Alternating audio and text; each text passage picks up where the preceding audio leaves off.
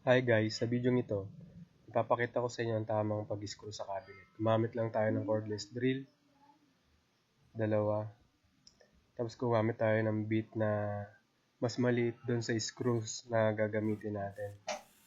Binutasan lang natin yung cabinet kung saan natin ilalagay yung screws. Yan. Tapos, yung ginamit nating bit ay hindi yung gagamitin natin pampalaki ng butas doon sa may cabinet. Para yung ulo niya nakabaon dun sa cabinet, hindi nakalitaw. Yan, gumamit lang tayo dito ng 2 inches na black screw. I-screw lang natin dun. Kailangan mo siya i-countersink para yung cabinet natin hindi mabasag. No? Yan, ito na yung itsura niya kapag na-screw na natin at nabuo na natin yung cabinet. Ang tawag pala dito guys, carcass. Thank you for watching.